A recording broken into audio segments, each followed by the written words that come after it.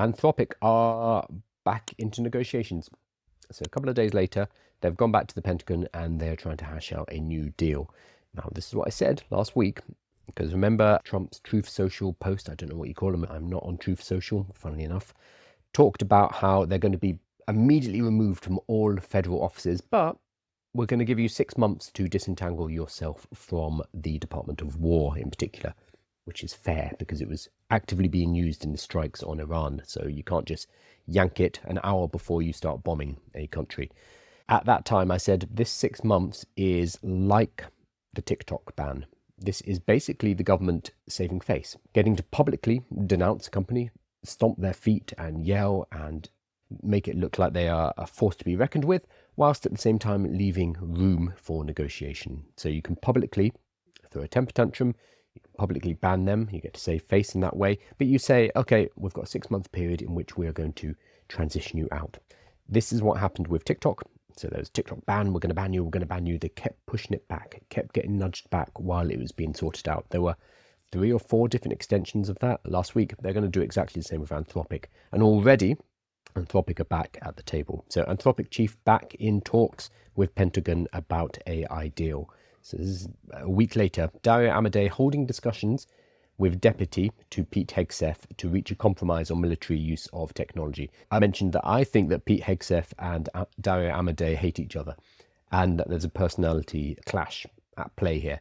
Sam Altman could go in. Sam is a lot smoother. He's a lot more diplomatic than Dario Amodei. I think when Dario Amodei makes a decision, he's quite high-handed about it, which is great because it means they have stronger ethical boundaries. That might make it more difficult to come to agreements. I have the feeling that Dario Amodei and Pete Hegseth just butted heads. Dario is talking to a deputy. Great. Maybe some cooler heads can get something done here. So Anthropic Chief Executive Dario Amodei is making a last-ditch attempt to strike a deal with the US Defense Department after the breakdown in negotiations last week left his company at risk of being frozen out of the military supply chain. I would say it's more than that. They have been designated a supply chain risk. Potentially, they won't be able to deal with any governmental departments, and potentially any company that has dealings with governmental departments will not be able to deal with Anthropic.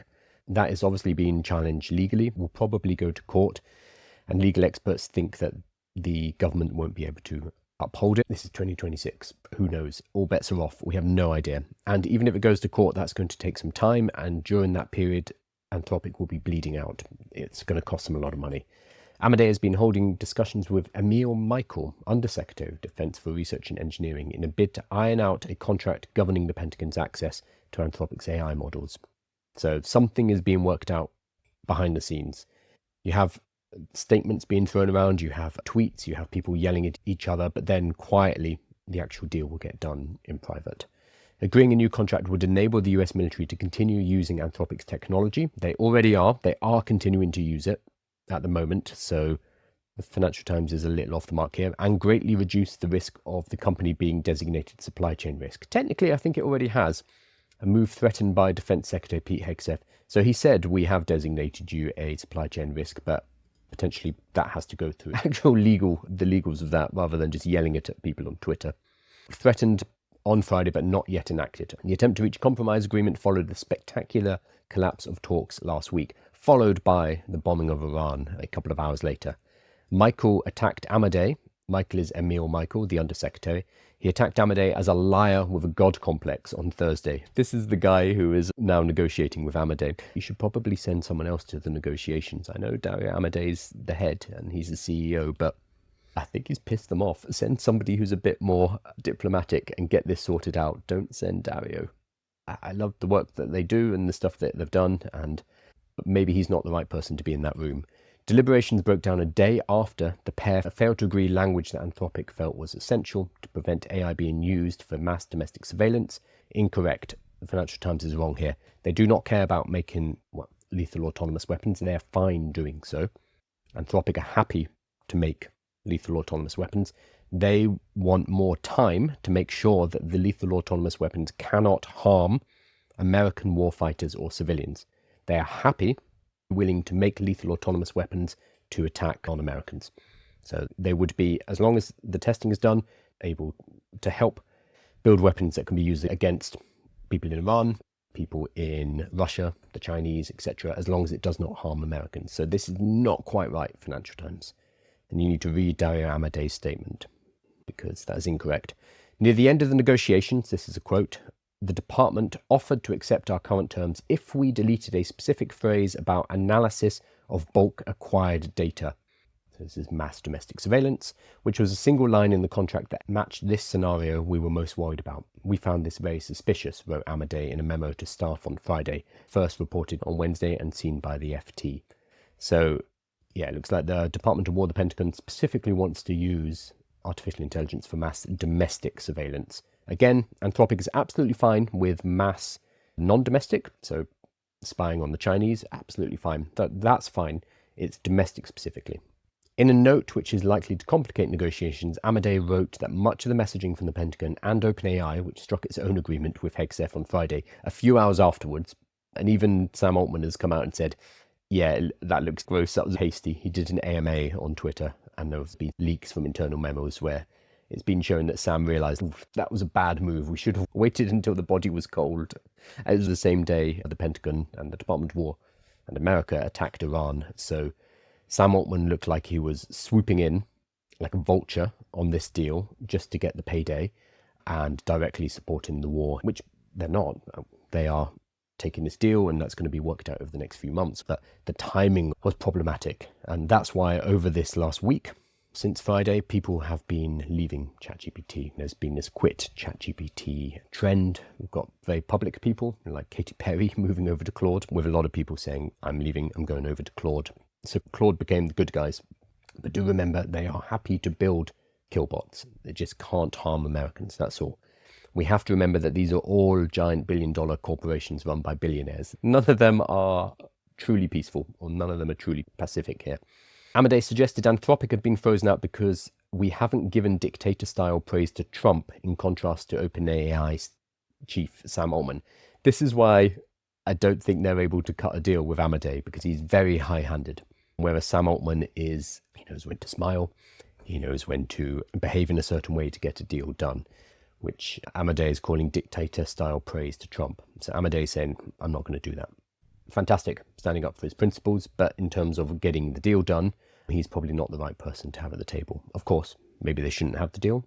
Maybe we want them to stand up. But if they are not able to deal with American companies, if companies like NVIDIA don't deal with them, because NVIDIA has government contracts, government ties, if Amazon can't deal with Anthropic because Amazon have government ties, that is going to be the end of Anthropic. Amazon are the largest investor in Anthropic. They also provide the hosting, AWS. So what would happen if that relationship is splintered in some way? Interestingly, we did not hear anything from Amazon last week. No statement. They didn't say anything. Despite being one of the single largest investors, they didn't jump forward to defend Anthropic. They have instead stayed very quiet, conspicuously quiet. So Anthropic was first awarded the $200 million agreement with the US Defense Department in July last year, and was the first AI model to be used in classified settings and by national security agencies. 4 companies, Anthropic, OpenAI, Google, and xAI, all took these agreements last year, all around $200 million that we know of. Every major American lab took an agreement with the Pentagon. When you take a contract with the Department of War, you know what you're getting into. It's going to be used for war. I'm seeing a lot of people classifying Anthropic as the good guys, and they have our best interests at heart and they want safe use of artificial intelligence. They are still happy and willing to develop artificial intelligence for purposes in war. They would not have taken a $200 million contract otherwise. What they want to do is make sure that no Americans are harmed. You can harm non-Americans. In fact, they're going to be developing tools to do that. Killbots, targeting, and that is not the problem here. So we need to not elevate any of these companies as the savior in the land of artificial intelligence. We, as individuals, need to be more wary about that. The fight between Anthropic and the government escalated after the Pentagon pushed for AI companies to allow their technology to be used for any lawful purpose, which, when you get to define the laws and when you get to define the policies, is a wide remit. It culminated in Hegseth declaring last week that he planned to designate the company a supply chain risk, obliging businesses in the military supply chain to cut ties with Anthropic. So they're back at the table. They are talking again. It is Dario Amodei going and doing the negotiations, which I don't think is the right idea for Anthropic. They need to send somebody who's got a bit more chill. Somebody who is talking to this guy, Emil Michael, who last week called Amodei a liar with a god complex. So don't send Dario. Hopefully they've got a team around him for the negotiations. John Joe saying, I'd be less inclined to use Claude if they make a deal. I think this is what we're going to see over the next week. A lot of people have flooded over to Claude. We think a couple of million people, which for the first time, Claude has become a popular tool. People have actually heard of Claude. It is number one on the App Store right now in America and a lot of other countries. That has never been the case for Anthropic. Claude's always been a very niche, very high-end artificial intelligence, but not something for the masses.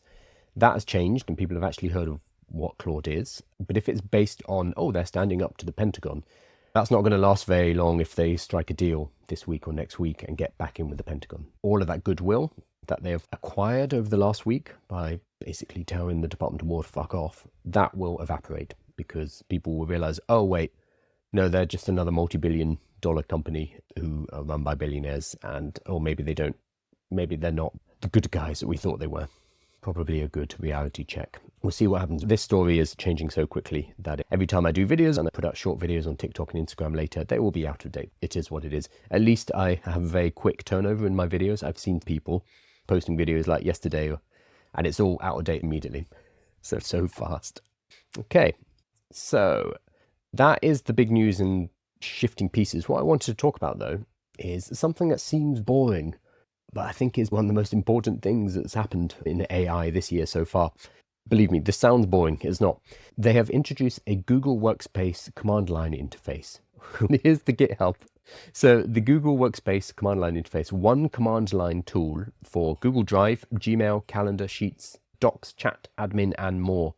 And it's got a bunch of skills. This is important because we can hook our AI agents, we can hook our AI tools up to the entire Google Workspace now. We don't need to use weird workarounds. We don't need to use browser automation. We can talk directly to everything inside of the Google Workspace, the Google Workspace ecosystem. This is one of those boring but important changes. And I'm seeing a lot of people saying, yes, finally. So the people who actually build and use stuff realize that this is so cool. So I've already started using this morning. That's why I'm a little bit late to the live. This allows me to hook my AI agents up to my Google Workspace so it can get direct integration with Gmail, which is great because I don't need to use any browser automation. I don't need anything like clicking around inside of my Gmail. Instead, it can go straight in and I can link it to absolutely everything. So this means once you've installed the MCP on Claude Code or you've set up the skills, you can connect everything together and get it all working as one. Very boring, but very exciting. It's like plumbing. It's like a new type of plumbing has been invented. Let's have a look what the skills are. So we've got admin stuff. If you run a workspace admin, here we go. Chat, calendar. So being able to automate your calendar directly through a command line interface is awesome. Docs, obviously, we love that. Drive. So this is how I'm going to be using this. What I am building is a content management system in the background where I've got bits and pieces of it, but this will allow me to unify it. When I have an idea for a piece of content, I'll be able to drop a note in somewhere and it will automatically begin to process. I'll probably text it to myself actually. That will drop it into a flow where it will then write a quick script for me. It will do some research. It will drop it into Sheets here. And then from that Sheets, I will record the video. I will drop the recorded video into Google Drive and it will be linked up with the sheet, which will have the script. That will be able to create captions for my social media. It will also be able to flesh it out into newsletter articles, flesh it out into blog articles, etc. All within this one ecosystem. I can control everything via the command line interface and it just makes everything a lot more smooth. I could have done a lot of this via skills and MCP or API calls, but the fact that they've built a native command line interface is very exciting. If you're not technical, you don't have to be. This is removing the need for you to connect all these things yourself. You can talk to Claude Code now and say, hey, there's a new workspace thing from Google, and I think it would be useful because I use the Google Workspace ecosystem. What can we do with it? So copy this GitHub link, this Workspace command line interface CLI, into your Claude Code or whatever tool you're using and saying, this is what it is. Have a look through what can we use to simplify our workflows. What else can we build with this? So this is actually making life a lot easier if you're not technical, because it's giving all of these different ways for our AI tools to be able to talk to each other. This is the future of where a lot of software is going. It's not about user interfaces, it's about being able to give access to an AI agent so it can do work for you. And that's exactly what this is. So it's boring, it is plumbing, it's highly utilitarian, but this stuff is incredibly important. So we're going to be seeing a lot of cool stuff being built on this. We're already at 7,000 stars. That's pretty good. Shane. Hey, Shane. Oh, this is a good description. Think of it like a universal remote for Google Workspace. Imagine sitting in your living room with 5 remotes on the table. One for the TV, one for the sound system, another for streaming apps, another for gaming. Now imagine replacing all of them with one remote that understands everything. That's the idea behind the Google Workspace command line interface. Instead of opening Gmail, Drive, Admin Console, and the other dashboards separately, the command line interface lets you interact with them all through one interface. You type a command and it communicates with the Google Workspace services behind the scenes. So it will just be able to connect everything seamlessly for us. Very cool. Turning Google Workspace into something programmable. So all of those repetitive tasks we can now turn over to agents, and it will be able to work within our Google Workspace and get things done for us. It's a bit like what Microsoft are trying to do with Copilot, because Copilot links into the rest of the workspace, but Copilot doesn't do it very well. I don't think they even have a clue. See, I don't use the Microsoft ecosystem enough. This is because they call everything Copilot at Microsoft. This is the GitHub Copilot. This is very different to the Copilot that lives inside your organization. Microsoft have a bit of a naming problem because they've called all of their AIs Copilot. Their chat version is called Copilot. There are Copilots that live inside PowerPoint, inside Word, inside Power BI. Those are separate Copilots. And then they have a Copilot that sits in the middle of your organization. Then they have GitHub Copilot, which is a agentic or a vibe coding tool, agentic engineering tool. They've shot themselves in the foot by calling everything Copilot. So it's incredibly confusing to know what the hell's going on with Microsoft. Good analogy. It's not my analogy. I stole that. It's from this guy, Vinay Bashkala. The next thing Google are cooking is cinematic video overviews. NotebookLM, you've probably heard me talking about excitedly a lot. I absolutely love NotebookLM. It's like a mini RAG system. You can throw a lot of information into it. It will filter through all that information and allow you to create presentations. You can create an audio podcast that explains everything that you've given it. You can create flashcards, you can make quizzes, you could make little video explainers. They have now upgraded the video explainers using their VO model. So introducing cinematic video overviews, the next evolution of Google LM Studio. Unlike standard templates, these are powered by a novel combination of our most advanced models. So it'll probably be Nano Banana and VO and Gemini to create bespoke immersive videos from your sources. Look at this thing. Let's watch this. So it'd be in a video overview. Oh, so it used to be like this, the video overviews. They were static. It gave you basically a slideshow and it would narrate it as well. But now they've upgraded it so it would do full motion video, cinematic motion video like this, which is pretty cool. Again, just ways to visualize information to help with learning, which is what NotebookLM is all about. It's free, NotebookLM. I believe this new one is only on the Ultra plans for now, so that's going to be extremely limited. I'm sure it will come down to Pro and eventually to free, depending on how much it costs them to provide this, but very cool. NotebookLM, if you haven't used it, I'm always beating the drum about this because it's one of the best AI tools out there because it's actually useful. 2 weeks ago, I did a presentation about the Anthropic distillation attacks. This is what it looks like, for example. I'm not sure if that would even be visible. Can you see on the right-hand side, it created a slide deck for me. There we go. That's not loaded for some reason. Let me do it this way. There we go. This was created from sources. What I gave to NotebookLM, oh my God, Google, you have to stop everything making new windows. There we go. I gave it a YouTube video called Anthropic is Lying to Us, just one YouTube video, and it converted this into a slide deck for me. So I used this slide deck during my live to present and talk about the concept. Created all of this text, all of this images. It worked out what slides I should have. This is a 12-page slide deck. Very cool. This is all from NotebookLM. This is all free. So you can turn any information into different formats. You can do audio. That gives you a podcast with 2 people talking about your topic. If you like to listen, that's a good way to do it. You can interrupt them and talk to the podcast hosts, which is bizarre. I don't find it useful, but it's cool. You can do videos. There are different styles. Let's see what they have. I don't have the cinematic version yet, but it will create a little explainer video. And you can do mind maps, written reports, flashcards, quizzes, infographics, slides, and data. NotebookLM is amazing, and they keep making it better. One thing that I want to do, I just talked about the Google Workspace command line interface. The first thing I checked when I got into here is, have you allowed me to connect to NotebookLM? Because if they've allowed me to do that, what I'd be able to do is I would give talks like this. So my live streams, I take the transcript from my live stream, I cut that up into shorter sections, and then use that to script short videos. But what I could also do is generate, if I could connect to NotebookLM, I could generate slide decks. I could generate carousels. I could generate all of these different assets directly. Unfortunately, that has not been added yet into the command line interface. So the only way to connect into NotebookLM is through workarounds, which is a shame. As soon as they connect this via the API, as soon as they connect it to something like the command line interface, you'll be able to generate all of this automatically. Imagine that. I do this live stream. I talk about 3 or 4 different news topics. I take the transcript from this live stream, we chunk it up, or AI chunks it up into those different stories. From those stories, we can also extract videos. Over the last few days, I'm doing about 12 to 15 short videos a day. I can pull from the live stream and I can do short videos on each of the different aspects, like little 30-second videos.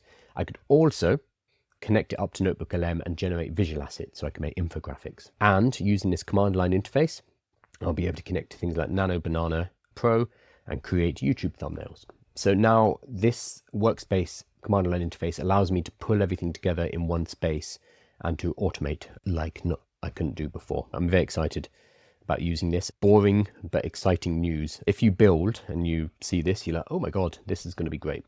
Do not sleep on NotebookLM. For the last couple of years, I've been telling people, use Claude. Claude is much better than ChatGPT. I've been banging the drum for Claude. And finally, people are using Claude. So my next mission now is NotebookLM. Use NotebookLM. It's really good. This is my new target, and I will not stop. You seem to know a bit. I'm having a bit of assistance advice for what I'm facing. I don't know if you drop in what you need help with, and I'll see if I can help. You can use Notebook as a source in Gemini. Yeah, they're starting to bring everything together, which is fantastic. Claude subscription worth it? I have only experience with ChatGPT. Yes, Claude is fantastic. It is the best model out there. But you've asked about usage. Usage is not similar, unfortunately. For ChatGPT, the free plan is quite generous. You can use a decent amount on the free plan on Chat. The free plan on Claude is basically non-existent. And I think you don't get access to Opus either, which is their best model. So most people will go with the $20 a month plan for Claude. However, even on $20 a month, you're going to run into usage limits with Claude. So this is a big shock when they move from ChatGPT over to Claude. If you pay $20 a month with ChatGPT, you're basically never going to run out of usage unless you're doing some heavy coding tasks. You're using Codex, for example. But otherwise, you're not going to run out of usage on ChatGPT. On Claude, you will. At $20 a month, but you do a few requests using Opus 4.6, you will hit a wall and it will say, come back in an hour, come back in 6 hours, come back, which is very frustrating. So realistically, on the $20 a month plan with Claude, you have to use Sonnet. Opus would murder your usage. This means if you want to use Opus, the best model, and it's very good, realistically, you need to be on the $100 a month plan, which is 5 times the usage. That's realistically to get any productivity from it. And $100 a month is a lot of money, especially if you're using it for personal needs. So Claude is more expensive. It's also better, but they charge you a lot. If you run a business, I would say $100 or $200 a month is probably the best $100 you can spend on anything in business. It's a very high leverage purchase, investment in this case. They actually subsidize the cost of that. So if you were getting the same from their API, you were buying the tokens, it would cost you a lot more. So you get a lot of bang for your buck, but realistically, the entrance level is $100 a month, which I know for personal usage is probably too much for a lot of people. But they just have a very different business model. So ChatGPT or OpenAI have about 900 million users. Not that many of them pay, unfortunately. They have a huge user base because they're aiming at the B2C, the business to consumer market. They want AI for everybody. Claude and Anthropic do not. They're aiming at the high end of the market, people who are coding, people who are building businesses. They are not that interested in having a generous free plan. They're not really about AI for everyone. It's a far more elite focused artificial intelligence for heavy, hard, difficult tasks rather than making sure everybody has access. So they're very different companies. Anthropic, we think about 30, 40, 50 million users, which is a lot of users. There's a lot of people using it, but compared to 900 million from OpenAI, it's tiny. Interestingly, though, their revenues are about the same. Even though OpenAI has nearly 1 billion people using it, they make about as much money as Anthropic do. So Anthropic are focusing on a very small group of people who can pay well, whereas ChatGPT, OpenAI, they are focusing on a huge group of people, expecting only a small percentage to pay. That is also why they're adding adverts into chat. They need a way to monetize it. Different model. But that means if you are moving from ChatGPT over to Claude, that can come as a bit of a shock because you are used to being able to use AI for free. And then you come over to Claude and you start hitting limits fast. So you're like, okay, I'll pay you $20 a month and then I'll be able to use it. No, you will still get hit fast if you use Opus. So you have to use Sonnet if you're on $20 a month. If you want to use Opus, it's going to be $100 a month. There's not really any way around that, I'm afraid. NotebookLM is a great way to limit your LLM or agent to focus solely on a specific set of content. It's like a mini RAG system. Sometimes it's great to focus on known content, minimizes hallucinations as well. You just load up all the stuff that you want to focus on, and it will only use that as sources unless you tell it explicitly to go elsewhere and find information, which makes it useful. Morning from Canada. So yes, it's worth it, Christina, but it is not cheap. Sorry, I missed it. What do you use to make short videos out of live videos? I think there are certain things that we shouldn't use AI in. One of them is content. So that's why I am going live like this. That's why I'm talking to you. So you get all my technical problems. You get to hear the doorbell go off when the postman comes, because I think increasingly that authenticity is going to become important, especially in business, being able to trust who it is that you are actually talking to. So that's why I'm doing live streams. That is also why when I do short video, I do not use AI avatars. I use myself. It's just me talking, because I think that's going to become more and more valued moving forward. That's a personal choice, but I think that's probably the smart move. I might be wrong about this, but I think as it becomes easier to create using artificial intelligence, the value of that will decrease. So anyone who continues to create more authentically and to do things that AI can't do yet, like a long live stream like this, there will be additional rewards flowing in that direction. It helps you with the extra skill, the really useful extra skill of public speaking. If you are able to do public speaking, if you're able to talk to camera, if you're able to talk on stage, that's going to become more important as artificial intelligence takes over, because I think there's going to be a flow towards in-person events, live experiences where there's an actual person there. Speaking of which, I'm giving a webinar at 6 p.m. If you go to aiwithkyle.com/webinar, I'm giving a webinar about one of the best opportunities in AI right now, which is going into businesses and teaching them about artificial intelligence. If you are sitting here watching a live stream right now, that tells me that you're well ahead of everybody. I go and do workshops with businesses, and it's scary how little people know about how to use artificial intelligence. So you can go and help them, and you can get paid very well, $1,000 an hour. I charge about $3,000 per hour for giving a workshop. And I'm going to be talking on the webinar about how you do that. What is the demand and why are people willing to pay so much? We do workshops, and when you are teaching a lot of people at the same time, it works out very cheap for them. The most I've charged is $4,000 for 1 hour. There were 400 people in the room. So that's $10 per person per hour. By talking to a large group of people, I can make a disproportionate amount of money. You realize that workshops are a very good mechanism to do this. The second thing we talk about is what level of AI knowledge do you need? The main thing I talk about is this, how your AI knowledge is less important than your ability to interpret and translate that AI knowledge to people in your industry. So if you have worked in an industry for years, you know their language, what uses of AI is important for them. You know how to deliver that information in stories, metaphors, etc. You have that advantage. So your job is to work in this middle area here. So that's the second thing I talk about. And then the third thing is public speaking, because I know for a lot of people, public speaking is terrifying. 2 years ago, it was as well. I would have palpitations and come out in a cold sweat if I had to get on stage, but it is something that you can learn. One of the best ways to do that comes back to that first question, how do you make short videos? One of the best ways to do this is not using artificial intelligence to generate AI videos, but instead leaning into creating content. So you're not necessarily creating content to become an influencer. or to drive traffic or anything like that, or to grow your account. Those things happen, and that's fantastic. But you create content to practice public speaking, to practice explaining concepts that you're going to talk to people about at workshops. And I talk about this structured practice ladder, how we go from shorts to lives to in-person events with people to charities to non-paid business workshops to paid workshops. I talk about how you build confidence step by step. And that's going to be in the webinar at 6 p.m. UK time. If you go to aiwithkyle.com/webinar, you'll be able to sign up. If you cannot make it, this is the last one I'm doing for a month or so. If you cannot make it, we'll send out the recording afterwards. Try and come. I think we've got 100 and something people coming, or RSVP'd, so it should be fun. If you're not sick of me yapping. Is AntiGravity the cheapest way to set up a Google Workspace command line and vibe code with? Yeah, probably.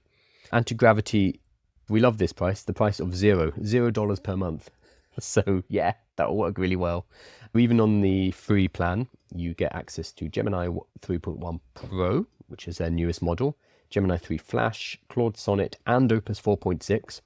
Very expensive, very advanced model, and GPT OSS, which is the open source ChatGPT. There will be limits, obviously. You won't be able to use that forever. You'll run out during the day and you might have to come back. But for $0 a month, it's hard to beat that. You can also use AI Studio, which is also Google. If you go into AI Studio, then to build here, this is an even simpler interface. If you've ever used Lovable, you'll recognize this. It's basically just a chat window. You can say, I want to make a new app that does XYZ. You just say that and you will talk through the concept with the AI and it will start to build for you. This is free. The limitation is that you can only use the Gemini models. That's fine. Gemini 3.1 Pro is very good and it's free. The alternatives to that would be Claude Code is the big one. Claude Code is not free. You're going to be paying $100 or $200 a month, or a simpler tool like Lovable. Lovable, I think, starts at $20 or $25 a month. So if you're looking to do it for free, it's going to be AntiGravity or Google AI Studio. There are rumors of them merging, which would be cool because they're both good, but they're for different things. AntiGravity gives you more control, but a steeper learning curve because it looks like a development environment, whereas the build mode gives you less control, but it gives you that really easy to use interface. Bringing them together and just having two modes makes sense. People who are new to vibe coding can use the simple chat interface. People who are more comfortable would be able to expand and use the full development environment. So hopefully we'll see that soon. But yes, free, you can't beat free. I've seen people complaining, like they download this and they start using AntiGravity and they're like, it doesn't give me enough access. It's like, my man, it's free. Stop complaining. So Google are basically subsidizing this in order to get people using AntiGravity, and they are paying the bills to Claude, for you to use it for free. And it sucks for the amount of money. Yeah, in subscription, ChatGPT seems to be better, but overall, no.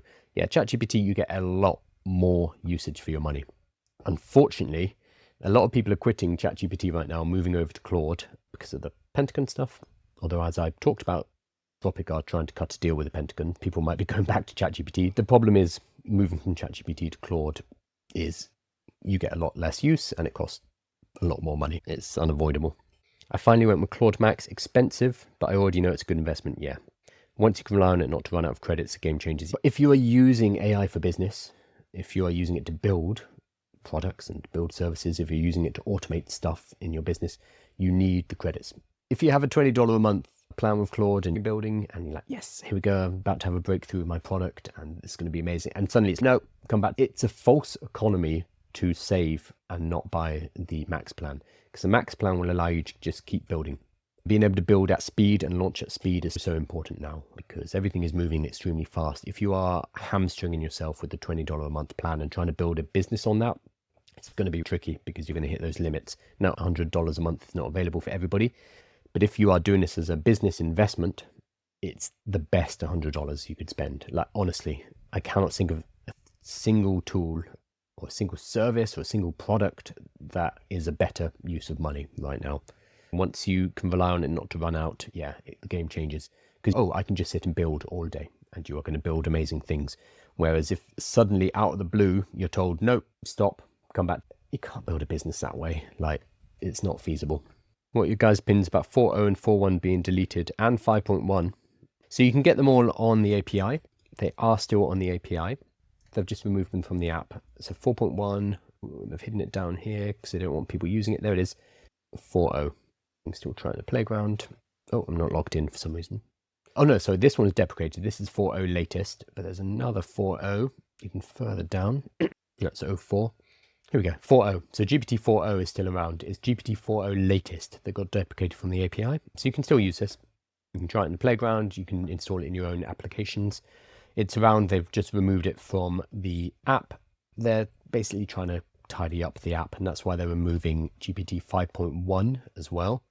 And they're going to remove 5.2 in June the 6th, they're removing that. And March the 11th, they're removing 5.1. So they're just being a lot more aggressive with taking things out of the app. But I know a lot of people are upset about 4.0 in particular. Don't get me started on the Microsoft Claude plugins. Yes, amazing. The spreadsheet one, the Excel one. It's a little bit embarrassing that Claude made a better Excel plugin than Microsoft did. And Microsoft have a whole Copilot team. The Excel Copilot is a bit crap, whereas the Claude plugin for Excel is absolutely stellar. I'm sure they'll be working on other plugins, or you can build your own plugin using Claude code. Could you start with your model by coaching small business owners, have access to thousands of them? Which model? They would not use AI every day, but want to understand how they could integrate it. You can pass your projects between Studio and IDE via Git. It would be great if they make it easier. Oh, inside of Google. Scott says, I have started using Claude and it's amazing. I know I need to start looking at skills, but where would be the best place to start? Is it just choosing a use case and seeing if there's a skill for it? Yeah, and the great thing, you can ask Claude. You could say, these are the things that I'm working on. Are there any skills that would be relevant? This is how I use AI most of the time. Like this new Google command line interface, Google Workspace. I just went straight to Claude Code and I was like, yo, there's a new command line interface. What can we do with it? We can do such and such. We can move things off. I just ask, what can we use it for? If you go to anthropic.skilljar.com, they have a bunch of free courses, including one that is specifically, there it is, agent skills. So learn how to configure, build, and share skills, because you can make your own skills. There's also, so this gives you an introduction to what skills are. There is also a hub somewhere. There is a public repository of Claude skills. They are here. There's quite a lot of them. We've got algorithmic art, brand guidelines, that's a good one. One for working with docs, PDF, MCP builder, etc. So there's a bunch in here that you can use. People create their own and share their own. There are directories. You can look up like Claude skills directory. I'm forgetting the name of the big one. Complete guide to building. Oh, somebody has built one with 200,000 plus skills. That's too many. So this one. Start with what you need to do.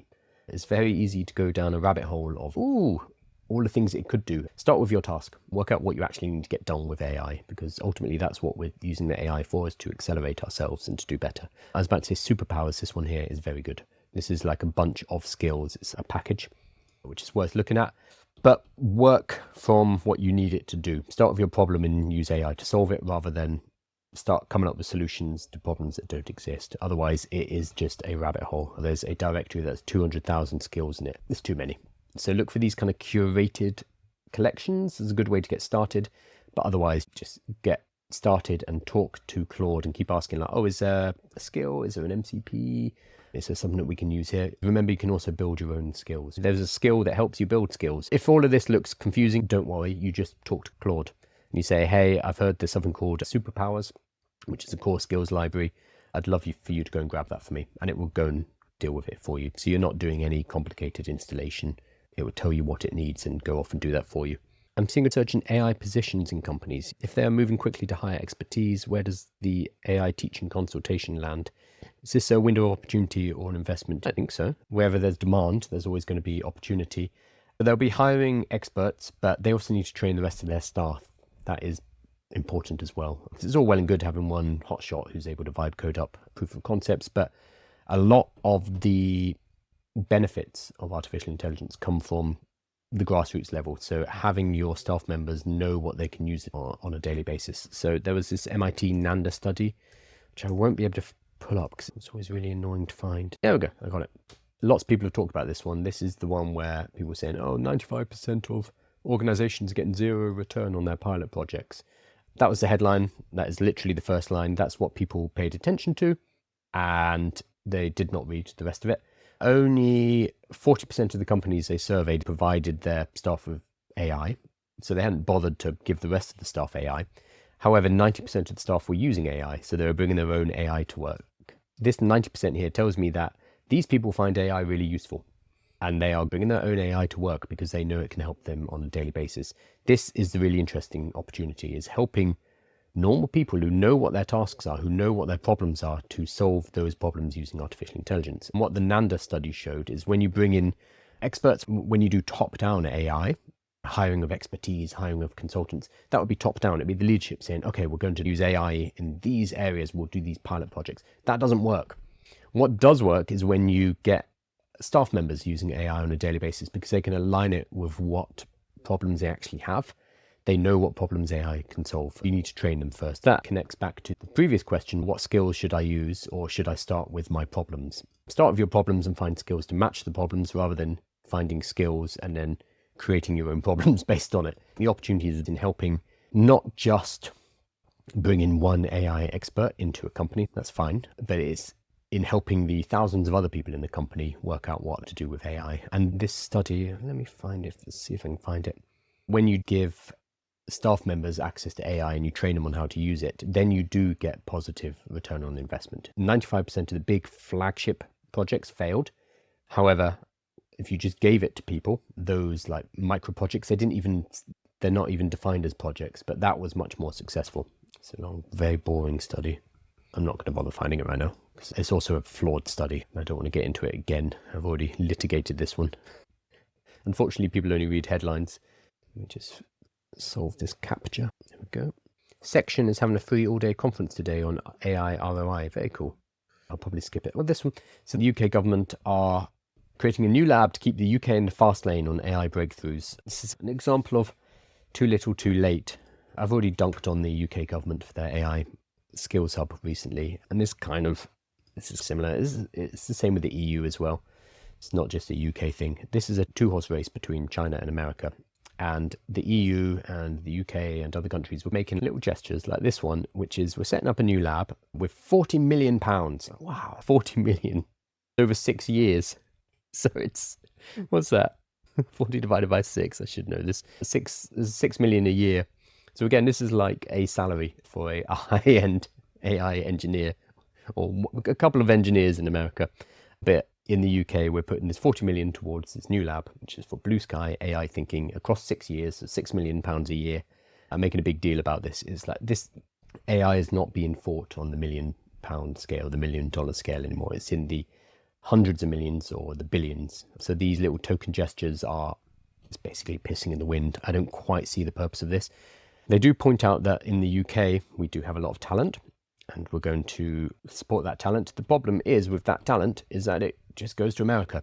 Exception to the rule being Demis Hassabis, and Demis Hassabis saying, no, we're going to stay in the UK, and telling Google back in 2014, no, we're not moving, which was an amazing thing to do, but it's still an American company. It's owned by Google. Fundamental research could tackle the basic flaws that still plague AI models like hallucinations, short memory, and unpredictability. There's a rumor that GPT 5.4, which is coming out soon, apparently will have a 2 million token context window, which would be very cool. It depends how they use it. Size isn't everything, but that would be game changing. Hallucinations are increasingly not really a problem because we have chain of thought, we have search. So hallucinations have been falling off a cliff. So this just feels behind the times, too little, too late. £40 million is not enough over 6 years. Come on, guys. I'm not going to dunk on the UK government anymore. It's too easy. I'll skip that too because that's too UK focused. Thank you, guys. As I mentioned, we are doing a webinar. So at 6 p.m. UK time, I'm going to be giving a webinar about giving workshops to businesses and how it's a really good opportunity right now. Massive amount of demand. I'm going to be talking about how you're going to tap into that demand, how you define your niche, what kind of level of AI knowledge you need, how you can become comfortable with public speaking so that you can get up in front of a group of people and get paid $1,000, $2,000 per hour. We've got about 100 people coming, so that'd be fantastic if you can join us. We did one on Tuesday. We had somebody who came in from New Zealand. I think it was 6 or 7 a.m. in the morning, which was a hell of a commitment. And hopefully a bunch of you will come as well. If you go to aiwithkyle.com/webinar, you'll be able to sign up there. And whilst you're there, if you go to the main page, you can also sign up for the newsletter, the community, get a bunch of resources. There are about 8 free courses, 100 plus playbooks that I've written over the last couple of years, just a whole bunch of stuff. That's all available at aiwithkyle.com. Thank you so much, everybody, and I will see you